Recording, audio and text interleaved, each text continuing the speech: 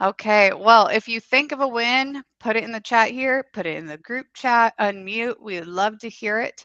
But let's go ahead and dive right in. What questions do we have today? What issues maybe are we running into or learning that happened this week? What do we want to solve today? What's on your mind? Unmute, put it in the chat, fire away.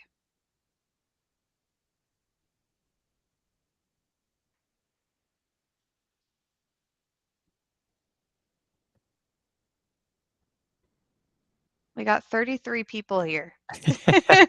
And nobody has any concerns, grievances, questions, or problems.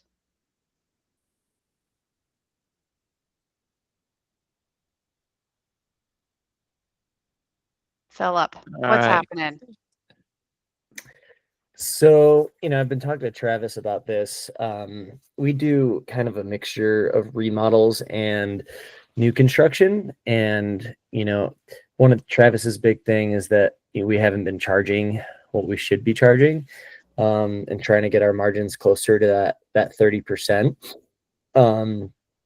And I was just curious, on new construction jobs, that's quite the sticker shock to clients. And I was just curious if anybody that does new builds, whether that's new construction homes, or our big thing are accessory dwelling units, and was just wondering if anybody else, charge less than that 30% margins, or like how they kind of figure out those margins for new construction, because they are bigger and they are less problematic than remodel jobs, so they should be somewhat easier to execute. I know we've got some thoughts to share, but you've heard a good bit from Travis already. Anybody have any thoughts on this? I think I saw Brennan here earlier. I think he may have some thoughts on that. But any other comments here for Philip? Philip, what city are you in, or what state? We're in Denver. Denver. Is it pretty competitive? Like, you think your people are getting a lot of different? Is it everybody hovering around the same price? That's a great question. I think it's gotten more competitive because the work is just not as there's just not as much work. So we've been struggling to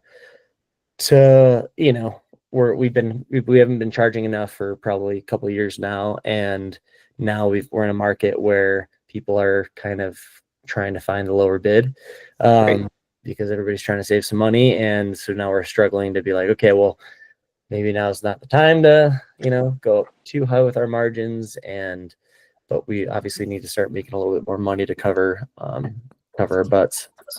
Yeah, the reason why I ask is because there's there's likely something that sets you apart from your competitor. And if you're not sure what that is exactly, one of the things we've done is we've gotten competitive quotes from people, or asked people to send us kind of competitors, and to just basically look for the things that they're not doing that we can do, and can do better. So like when we approach, like, hey, this is why we're more expensive, it's because we're actually doing this. This is kind of standard with us, where most people we see around us charge extra for this, that, or the other.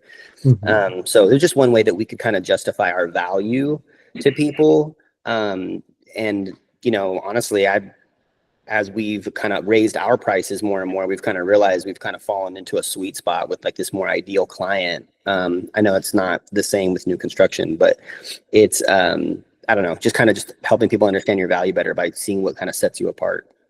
That's what I've done. Yeah, no, that's great. Yeah, we've tried building, I got to get better in my sales process to just kind of execute that better. But we've created like a flow chart to send to every potential client of like, hey, these are our values. Here's, what we focus on, integrity, quality, communication, all of those things. And then, we kind of lay out our whole process from design to construction just kind of showing that visually. And then also on the sales end, we need to get a little bit better on, selling why we're better, because we are more organized and we execute things better and the quality's better and all that. Yeah. That's good. Any other thoughts here before one of us maybe jumps in?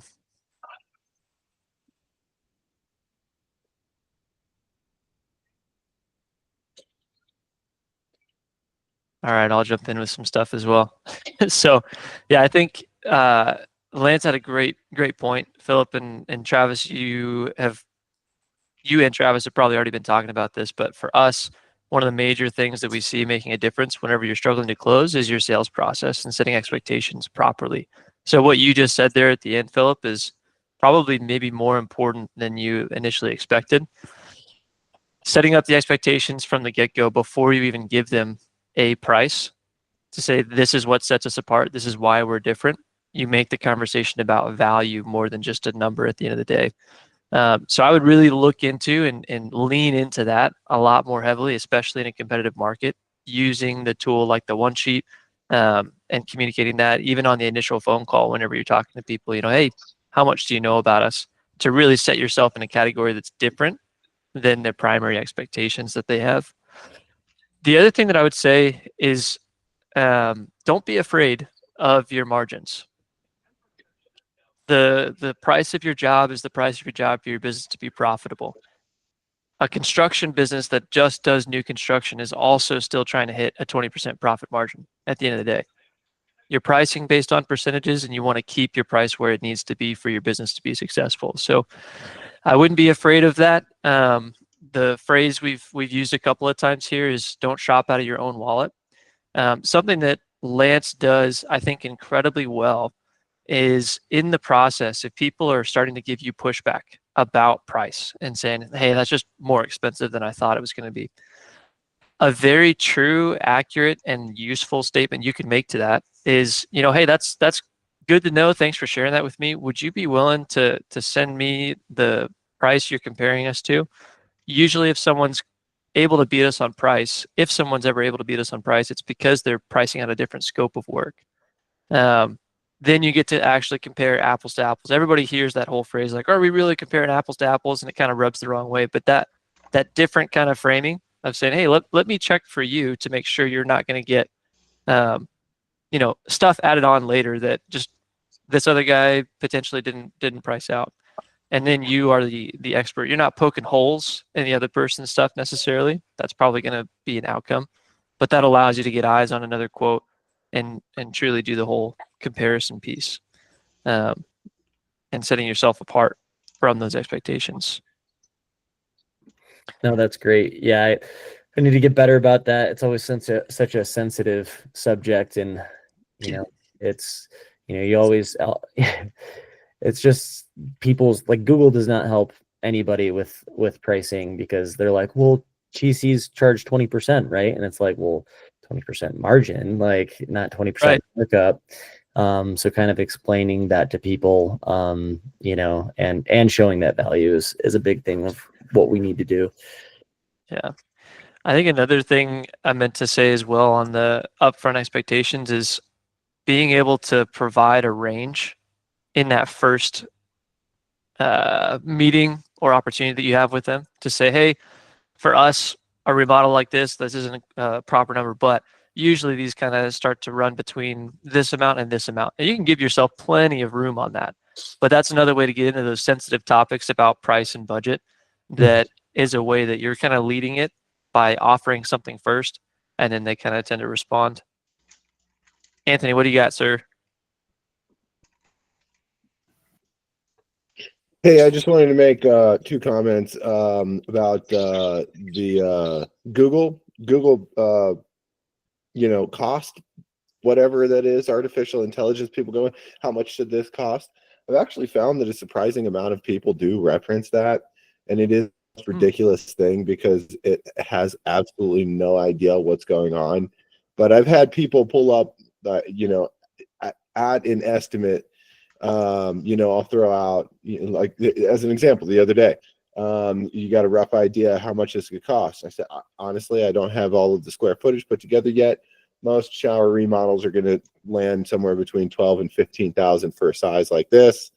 And he pulls out Google. He was like, well, Google says it should be about $8,000. And that's the first time that somebody's ever like done that for me in person, but I am pretty sure people have been using that a lot. So, just I think it's becoming more relevant in the in this sales process to be aware of what these artificial intelligence things, like Perplexity AI will tell you what cost you should have, and you can refine it and go to a particular area, and it'll even say the average cost of this, but it doesn't, unless you start digging in the sources, it doesn't really tell you what that's based off of. A lot of times, the public information that they have for contract prices, government work, commercial projects. It's not, residential people aren't going online and posting the contracts for their bathroom remodel for artificial intelligence to pick up. So it has become something that I've brought into my sales process. Like I'll even say now, like if somebody's like, how much does this cost? Well, you can pull up Google and Google will give you a certain answer, but it's going to be based on this, this, and this. My experience based on actual cost averages has been this in this particular area. So I do just consciously try to stay ahead of Google AI, knowing that more people are leaning on it in my sales process. Then another thing that I want to say, Philip, about the margins in the area that I'm in, I have been getting some competitive margins for barn dominiums, ADUs, and I'm going up against people that are charging cost plus 9%. 9%. It is a very, very tough market, I think, to break into. One of my competitors is a former employer. Essentially, we started our installation company doing his houses. He does about 16 to 20 a year. And he said his 9% essentially just covers overhead. He takes the deals because he does all the carpentry and all the cabinetry in the house. So he gets, $50,000 or so of profit from a new construction house, whereas the actual margin of it really is just covering his overhead to be able to do it. And then he's got a real estate. So he's got like all of these different kind of like avenues to kind of make money on the back end where he's not charging this huge margin. I think his was like 11%. So there are some super competitive people here, but then on the other side of the coin, I've got a friend who's kind of a mentor. He builds a lot of homes, or at least did for a long time, about an hour and a half away from where I live. He said he never went lower than 15%, but he never went higher than 20% as far as his cost plus on building a house. So, I think the area is definitely very, very dependent. I had no clue that people were building houses for such a small builder's fee here until I started getting those competitive estimates. It really is eye-opening. Cool. Thanks, Anthony. Yeah, that's great. Yeah, that's a great example, Philip, what Anthony's saying of knowing your competition, because when you know the competition and you know that somebody's doing something at some ridiculous amount, there's got to be things that they're not doing that you are. Mm-hmm. There has to be. That's a great point, Lance. There has to be. So that's like knowing that information, it's then you can just really I wouldn't say like pick it apart, but in a very like, that's where the value comes in. It's like, this is why we're better. We're doing this. This is standard. They're telling you it's going to be extra. There's just no way they can do it for the same price. An example to us, we have, we live in a state where you don't have to be licensed to be a contractor. There's really not permits for anything. Nobody does anything like that. What's up, man?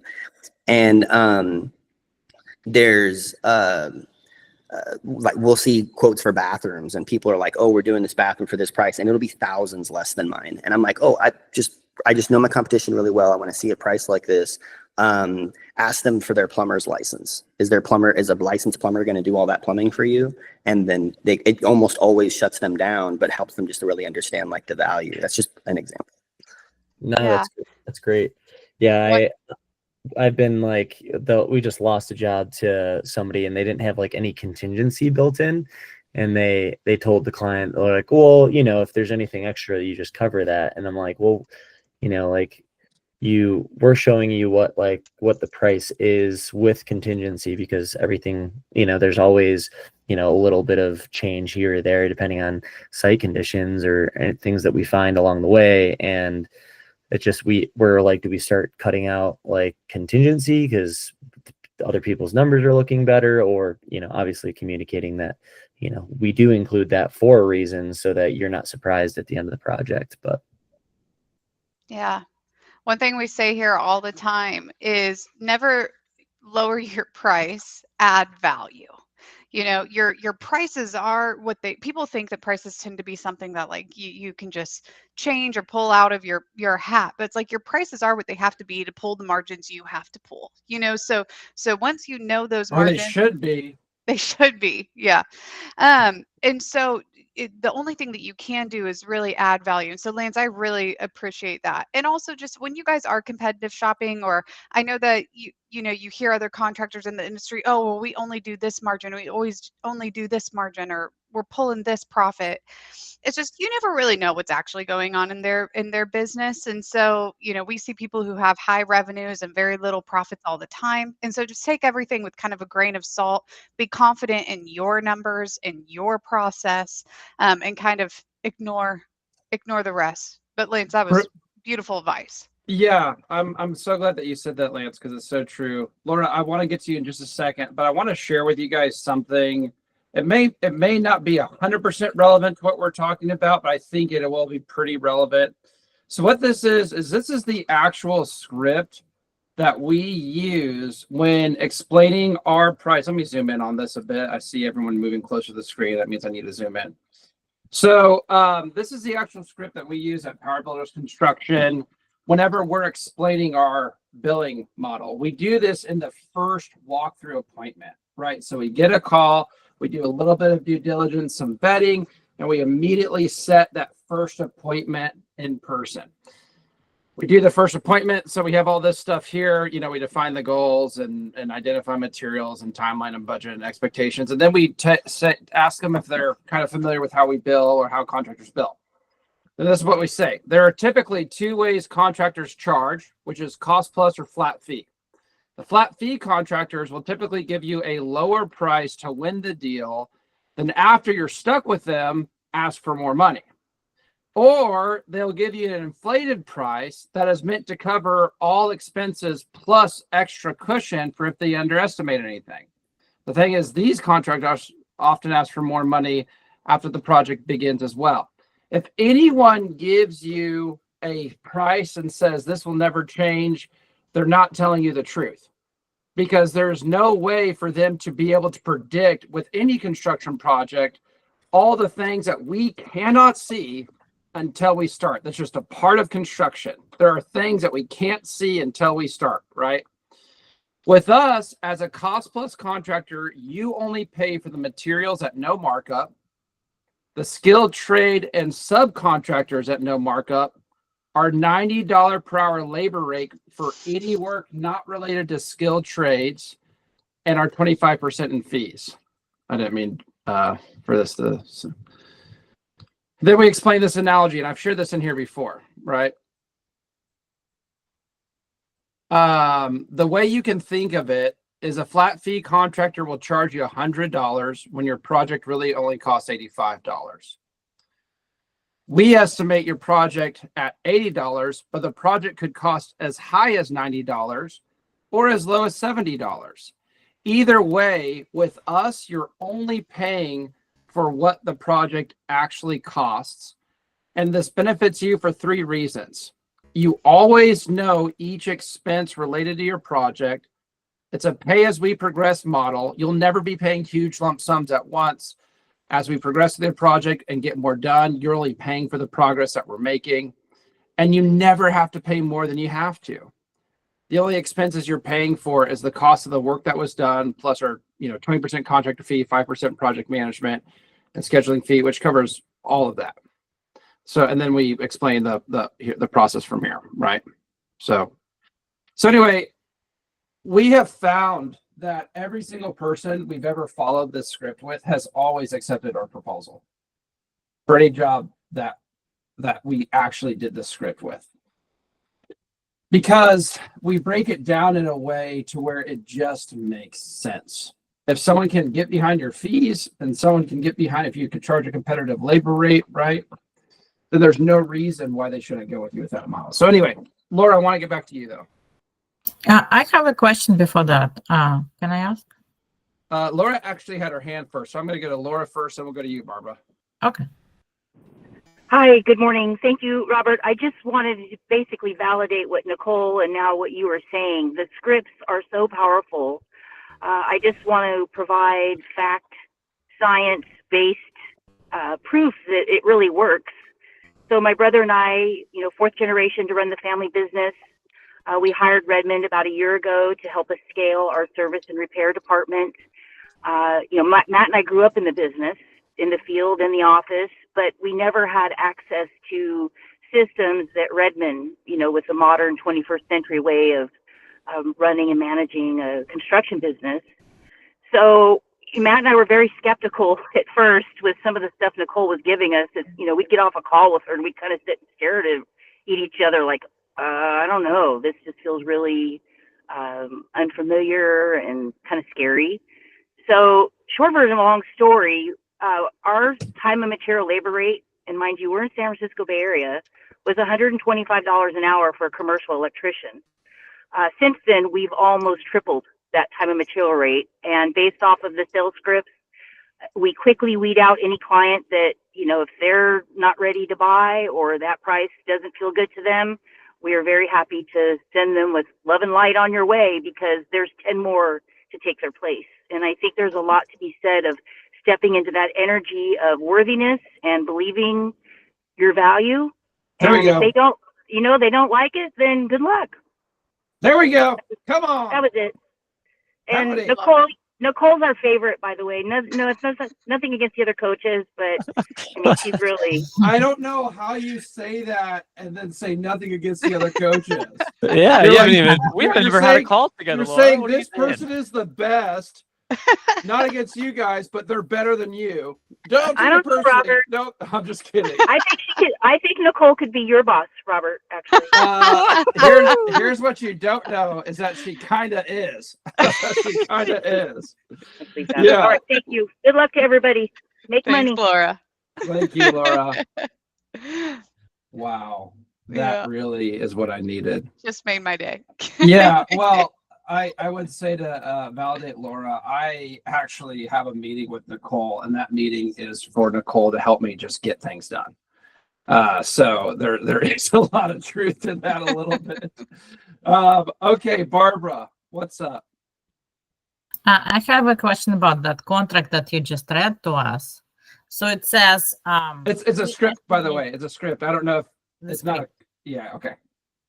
Yeah. So when you say we estimate the price to be $80, it could be from 70 to 90. Right. So do you give them the estimate and then you also charge cost plus? That's to me.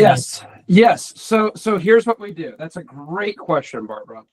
So we will still give them the estimate, and us giving them the estimate really backs up what we say in that script. But when we give them the estimate, we're almost reiterating what we said in that script, which is we still want to give you an estimate based upon the current scope of work and what we know about the project right now. We will do all that we can to give you the most accurate based upon the current scope, based upon what we know about the project, to give you the most accurate price right now, to give you a picture of where this is actually going to land. If our estimate is $25,000, $30,000 beyond what you were expecting, then that probably wouldn't work, right? But if it's maybe 10,000 higher, maybe 5,000 higher, it's going to be in that ballpark. However, in construction, unless someone is overly inflating their price or just lying to you, someone can never just tell you what the cost is going to be before, for example, walls are open or floorboards are open, right? Or, we're still making decisions on materials, or you're still going back and forth. No one can ever give you the final price because there's no way to know the different variables involved until we see those things. And the only way we can see those things is when we start demoing your house, And so what we say is we'll still give you an estimate. This estimate is important. It means something to us. this is going to be the best, most accurate assessment, or what estimate really means. It's not a guarantee, it's an estimate. The best, most accurate what we estimate expenses to be. But you can rest assured that no matter where the costs land with us, you're never going to pay more than you have to. You're only going to pay for the work that we do. Okay, and then do you also charge 25% on materials, or do you change the No. script? No. In the script, what we say is we charge you for materials at cost, right? So we don't inflate the markups. So I think I understand what you're saying. So what we'll do is we'll add up without any additional markup. We'll add the total cost of materials. We'll add the total cost of subs with no markup, right? Literally the sub invoice of our clients wanted to backdoor us and say, hey, what are they paying you? What are you charging them? It's going to be the same price as we show them, right? So no markups there. Then we charge a standard $90 an hour labor rate. We add all that up, and then we add our fees, right? So we add our fees to the subtotal of material, labor, and subs. Does that make sense? So you, for example, chose tile, calculated the amounts, went with the customer to look at them or without the customer, and that was 10 hours. So you would add those 10 hours into the cost of tile? So we wouldn't spend maybe 10 hours looking at tile with someone. For that kind of stuff, that's what our 5% project management and scheduling fee covers.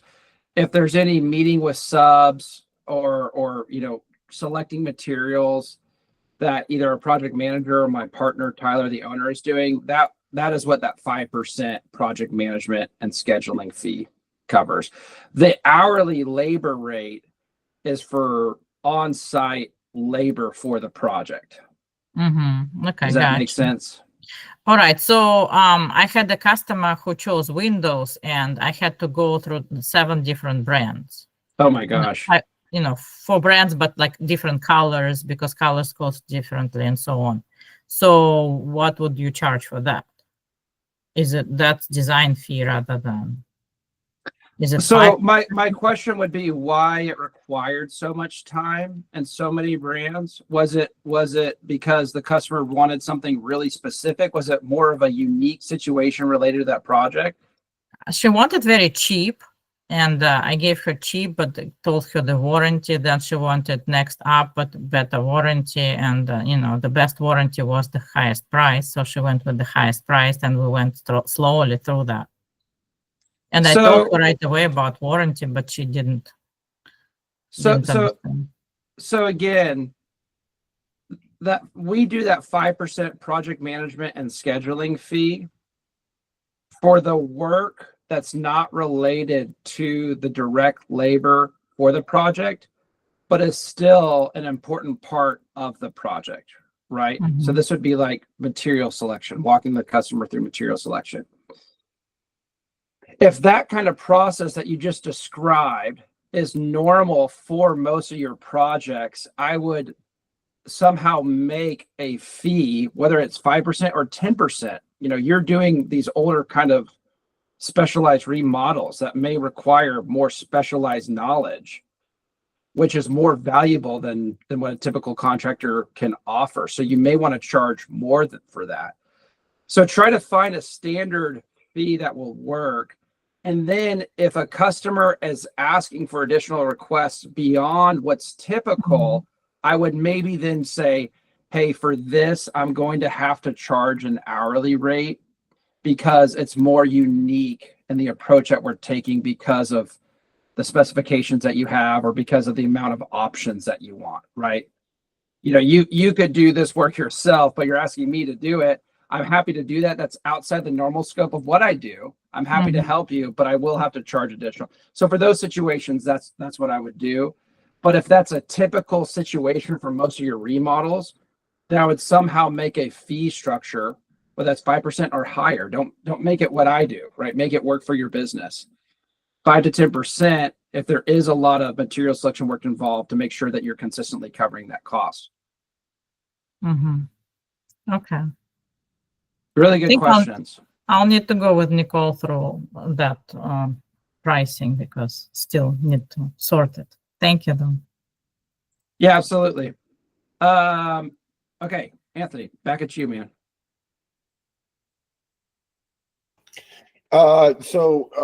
We had talked about sales tax a little bit last year, or I'm sorry, last week. Robert, I was just curious, you know, when you're putting that material list together, do you have a separate line item that shows sales tax? Do you put the materials together and then run your markup before sales tax? Dude, this is such a good question. This is the question of our business right now. This is the question of the business. Because I've been like working with our team on this, and I've recently talked to an attorney about this. So here's what we do is we were talking about this last week, the reseller stuff. So we very intentionally do not want to have a reseller's permit because like we talked about last week, we just don't want to mess with that process. It's not necessary for us. We're going to end up paying the same amount, you know, regardless.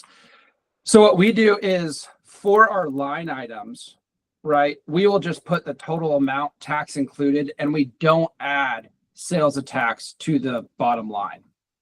Does that make sense? It does, yeah. So you know, if I'm buying, you know, nails and I go to Home Depot and nails are, you know, $7.99 or whatever, I'm not putting $7.99 on the line item. I'm putting, you know, $8.64 having the tax included. Cool. Okay. That we're good? Yep. And then you mark up post sales tax. Mark up post sales tax. Yeah. Cool. Easy question. Yeah. Well, it's funny because that was a question that we were going back and forth on for a while, but now, yeah, we found an easy solution. Yeah, at least in Texas, that's allowed as well. You just have to add in your invoice that the price includes sales tax. Yeah. That's really good. Really good point. Yeah.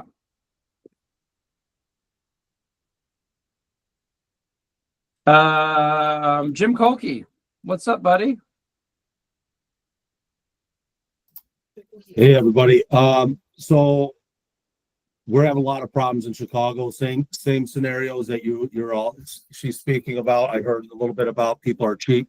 So what we did is we built programs, reverse engineered the whole process, basically McDonald's. We have the pick 5 and the pick 7. It's already baked in. So everything's baked in. It just has parameters that it has to fulfill. So if you're doing a kitchen, 10 by 10 kitchen, figure 20 cabinets, countertops, flooring, backsplash, plumbing fixtures, and electric.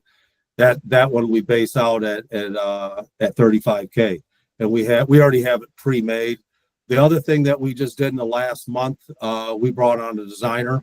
So we have a designer that we have a relationship with, and the beautiful thing, now that designer is even bringing more clients in. So we literally booked 4 appointments for this coming week just with the designer, for, you know, kitchens and bathroom projects and flooring projects. The other one that we just partnered up with 3 architects downtown Chicago, ready to stamp permits.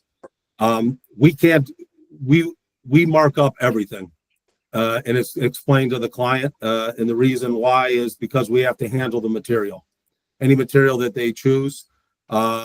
The design services, we're not designers, so we do have a baseline depending on the size of the project, where it'll be 2,000 already baked in. In Chicago, designers are 100 to 150 an hour, depending if you're downtown in the high rise and they got to pay for parking, or if you're in the suburbs.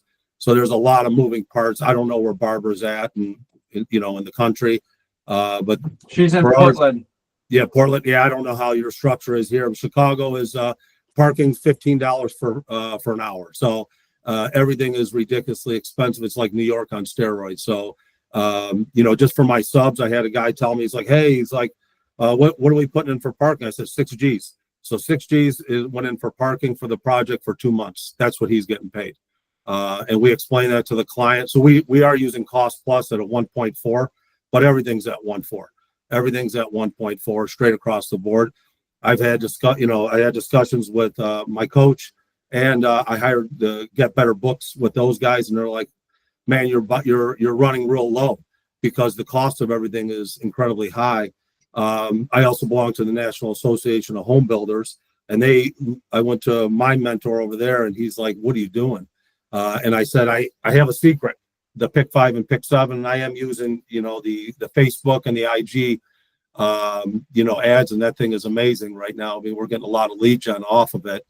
But the thing that everybody is looking for from us is they want a number, something they can hang their hat on, even if it is, because I've had realtors call me like, "Hey, I got 2 real small bathrooms and a real small kitchen." I'm like, "Okay, I could price it right over the phone." Oh, because they send me the listing. Okay, that's 30 grand, that's 20 grand, that's 20 grand, and you're off and running. Is it a good deal or not a good deal? So I can qualify the lead instantly over the phone. Now, does it include change orders? I'm not going to lie about it, Robert. We're doing change orders. I have designers come to me like, "My contract doesn't do change orders." I'm like, "Great, you work at a supply house. I'm gonna buy one toilet, and by the way, I'm gonna take another one out the door. It's free, right?" So I get how, because it must be different in other areas. It's just in Chicago, it's brutal. I mean, I'm competing against, nobody's really going lower than us because we are a licensed state. You have to be licensed here. There's no playing around here at all. I had to take a 4-hour test just for one village, for my general contractor's license to do business there. They are not playing here at all. It's very strict. So anybody that I'm working with, we have to pull permits on everything. A residential project I'm doing, we had 28 inspections on a gut job. So, Jeez. yeah, super strict. So I didn't even know that there was 28 different trades that you could inspect. Oh, we got a basement tile inspection, and I'm not joking. Oh, wow. Yeah, basement tile inspection. So any structurals, we had to put a footer inspection, foundation inspection. Now CMU inspection. It's just inspection. And it's quick, but that's just the rules that we live by. So I explained to the clients, it's a cost. And unfortunately, I can't have one of my CMs or my PMs sitting on a project and babysitting. So there's a cost for it. And my CMs cost me about $1,200 a week to work for me. That's just salary. That's not, health insurance, workers' comp, and all the other stuff. So, it's expensive to do these things. It just depends, like you're saying, where you're at. And if, like Lance was saying, he's in a non-licensed state.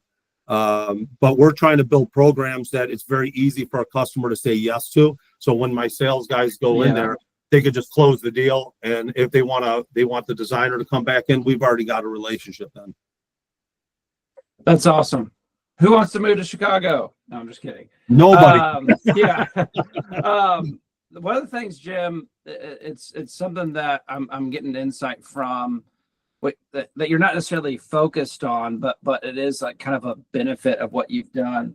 I think the example, because I remember, Jim, you kind of explaining your business model to me that you just explained earlier on when you came on board with us.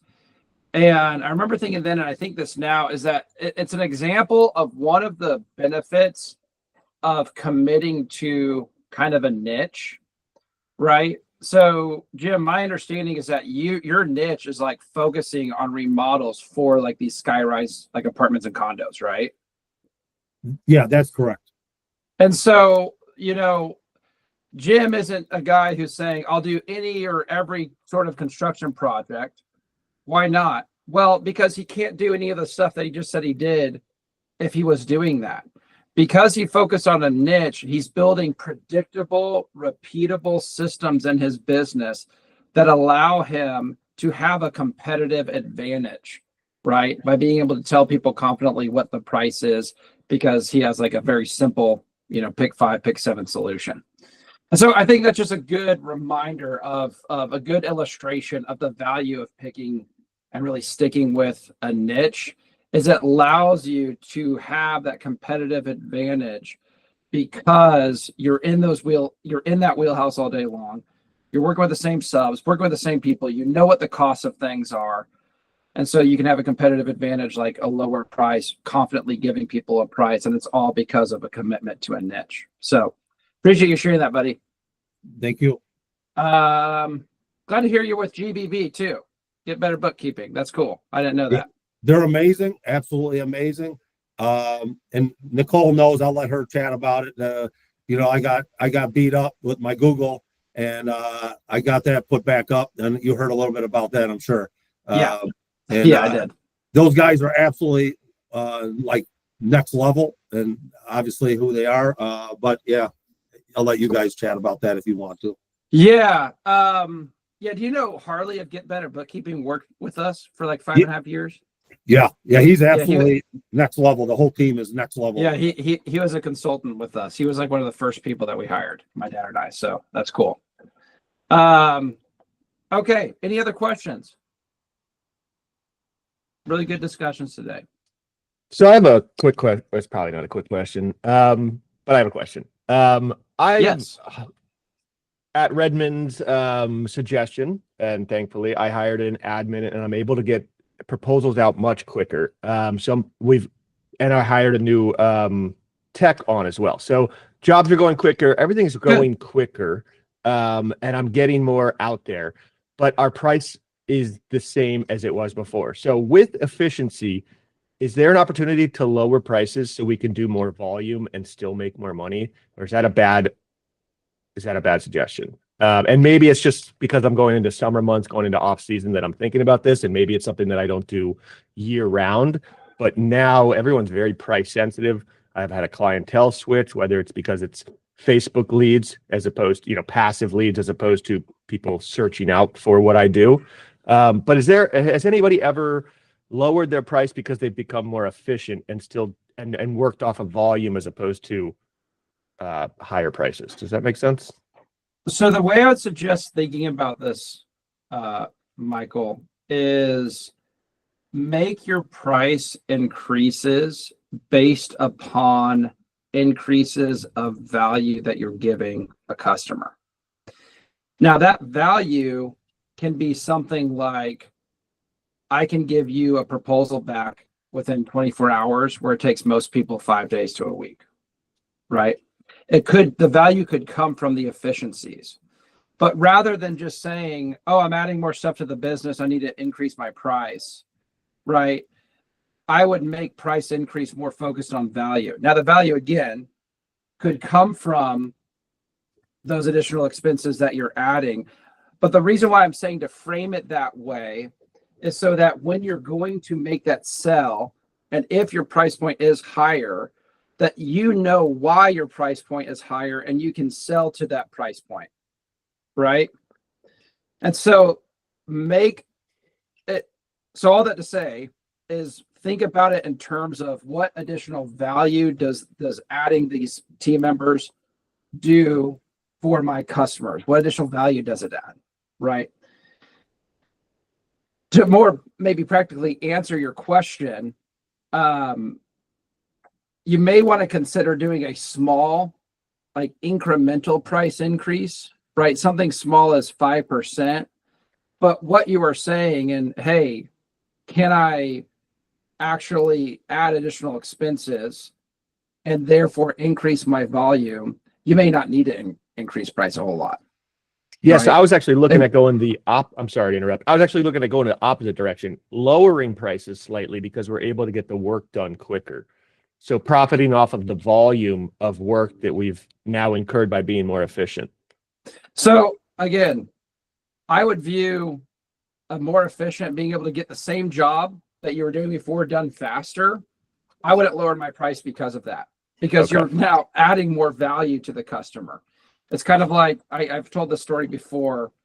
It's like, someone has a water leak in the middle of the night. They call an emergency plumber. They're trying to reach people. They can't get a hold of anyone. Finally, they get a hold of someone. Emergency plumber comes. He, sees what's going on, and then he turns a screw, and the water line, is shut, and he charges the customer $300. And the customer, at first, they were like so overjoyed that they found someone to save their problem, and then the customer was like, "Oh man, that only took you like 1 minute. Why would you charge me this much?" He's like, "I only charge you $1 for my time, and I charge you $299 for knowing which screw to turn." Right? I charge you that much money for having the value, having the knowledge, having the expertise, having a process that gets your outdoor lighting done so much faster than anyone else in town. So you're already selling at your current price. I wouldn't lower your current price. I would just do more jobs at your current price and view that as through the lens of now you're bringing people more value. Got it. That makes sense. It's helpful. Brandon, what's up, buddy? What you got? Hey, I was just going to speak to that. We had a conversation this morning about the balance between, you know, if we're doing remodels and we're doing renovations and margins on $300,000, $400,000, $500,000 renovations, we're going, gosh, it seems like a lot, because if we're building a new house for 350, the margins might, most people are doing 20% or whatever. They're not doing 40%. And so when we're looking at some of these remodels, we're going, okay, these clients are buying higher end materials. Maybe they decide that they want to go for the splurge on the higher end material. And if we got 40% margins, yet it costs us no extra time or energy or effort or anything we can add more value by just passing on some of that cost to them. And we're still getting paid for everything that we're doing for the job. So we kind of have that discussion about some of the materials. Subs is a different thing, more oversight and headache and vetting and everything like that. But as far as some of the materials, especially if they're picking them out, they're going and we're like, well, we decided on this and it costs us no additional to install or anything else. We've talked about how could we add value to this for our customers. And so we've just kind of been working through that. Just wanted to open up thoughts on that. Really good share. Really good share. Anthony, why don't you wrap us up for the day? Last share. Yeah, Michael, I just wanted to kind of touch on that. I've thought about that quite a lot, difference between volume and profit and all that stuff. So just a couple things to point out is if you're going for a 20% margin and you've got a 15% overhead, overall, it's 35% markup. Well, if you're doing more jobs, your office cost doesn't change, your marketing cost doesn't change, and overall, your overhead should be coming down. Higher revenue, same cost to do business, then that percentage that you're charging each client throughout the year to cover your overhead should be decreasing. But the one thing that I do want to mention is don't fall into the trap, and I have fallen into this trap, doing more work to make the same amount of money sucks. So if you are doing a lot more work, don't be afraid to be ending the year with a lot more money because of it. And if you lower your prices, you're going to end up in a situation where you're working twice as hard to make the same that you did last year. Really good. Mm-hmm. Really good, Anthony. Michael, does that make sense? It does. I think the idea is it's not going to be the same volume. By lowering the prices, the idea is to get more jobs, so there would be more. But it does make sense because in the end, it could shake out that you're doing more jobs for the same amount. That's exactly right. That happens so often. So my feedback is don't lower your price. Fair enough. You also may be taking on a customer that you don't want to mess with by doing that. Yeah. So I would figure out a way. How could we maybe sell more with the additional kind of team? Could my team manage more in-field stuff so that you or maybe another team member can focus on selling more at your current pricing? Thank you. Okay, guys. Great time today. Hey, we're having a great 2-day intensive. The first day was great. Jordan, Scott, Lance, to see you guys were there, or see you guys here. Really excited to meet with you guys again later this afternoon. For everyone else, I hope you have a great rest of the week, great weekend, and thank you for being here. I so bad want to say growth on 3, but I'm not going to do it. We stopped doing that. There we go. Anthony's still with me. All right, guys, have a great one. Bye. Bye.